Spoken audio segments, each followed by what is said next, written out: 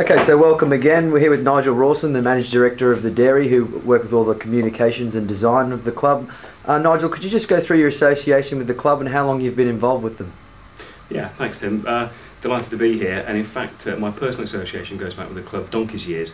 I played for the youth team back in the late 70s, early 80s, which was great at the time, but sort of coming more forward, we've been involved as the Dairy, as the marketing partner for the club for the last 5 years. So we produce all the marketing collateral, the design and artwork for the membership packs, the flyers, the leaflets, the season tickets, that kind of thing. We also produced the new website that went live 2 or 3 years ago, which we were very pleased with. And in fact, delighted to report that we're seeing anything up to 1,000 hits a day on that website. So that's great news. And delighted still to be involved with the club all these years later, and wish the club the very best of luck in these exciting times. Thanks very much, Nigel. We look forward to your support in the years to come. Then if we just move back to last week, pretty disappointing performance from the guys by their own admissions at home.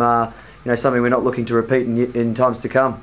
Yeah, it was a disappointing day, I think, for everyone. I think the reality was we were still in the game, but perhaps playing like we didn't have the confidence to know that we actually could win it, and that was a bit of a shame. But some of the execution we had wasn't quite what we've come to expect. So plenty of hard work on the training park, and we'll hopefully get things right later on tonight.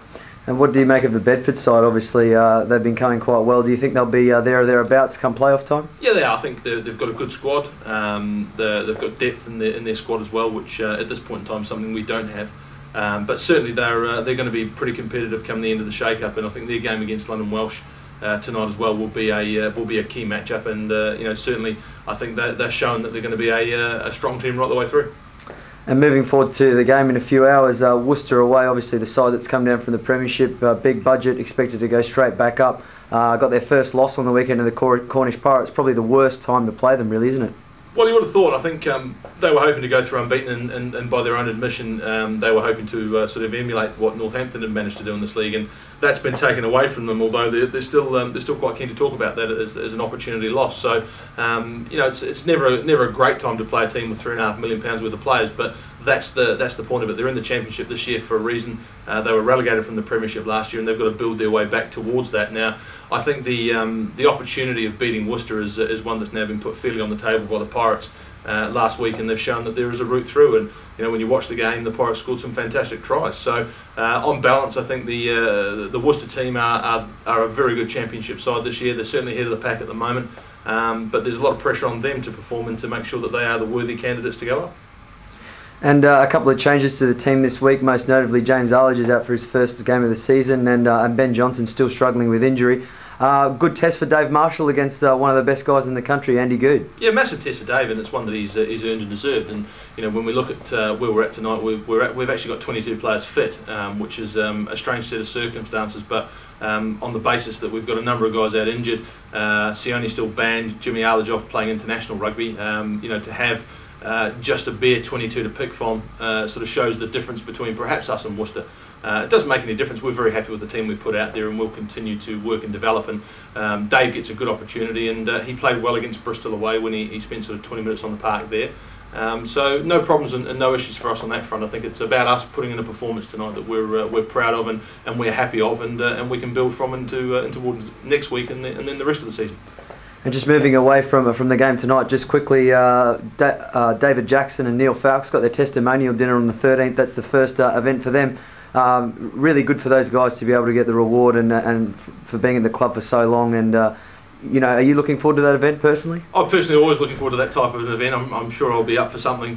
Most notably, the wallet will probably be expected to come out, which is probably a strange occurrence in these parts. It doesn't normally come out, but no, those guys I think have put in a huge amount of time and effort with this club, and certainly Neil. When I played at the club here 13 years ago, Neil was a youngster coming through, and Jacko wasn't far behind him in terms of when he started. So testimonials are all about, I think, that service and that dedication to the club. It is an honour that the club bestows upon people for a certain reason, and with Jacko and Fauci, that reason is they've been here one club men right the way through the mini and junior section into the professional team, and both playing a big part in the campaign this year. So it'll be a great night. I'm sure there'll be some colour to the evening, no doubt about that. I'm sort of under no illusions that your good self will probably be involved somewhere, which doesn't mean it'll be a great night for me. Look, I think let's enjoy it. Let's enjoy celebrating what they've done for the club, and they're two very worthy men on that.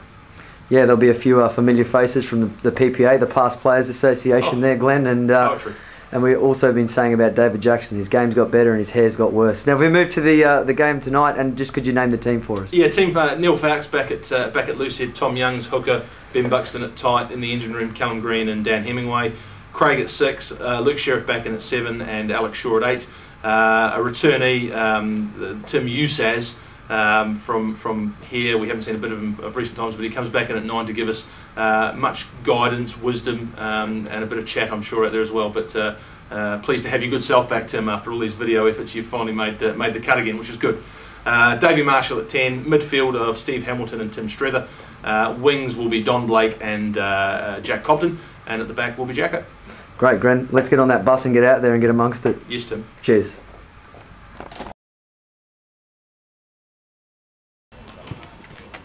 Ben Buxton, prop.